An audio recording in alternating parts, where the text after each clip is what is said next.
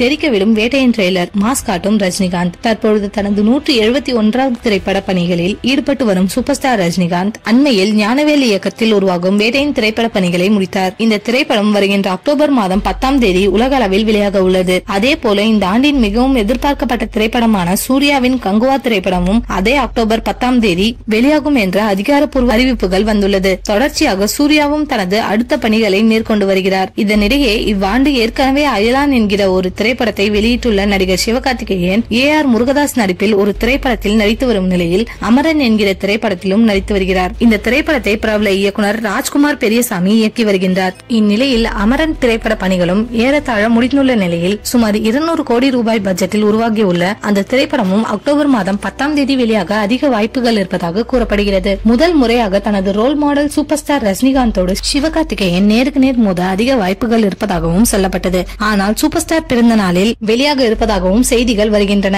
விரைவில் release தேதியுடன் trailer வெளியிட இருக்கிறார்களாம். Vettaiyan box ஆபீஸில் புதிய சரித்திரம் படைக்கும் என எதிர்பார்க்கப்படுகிறது.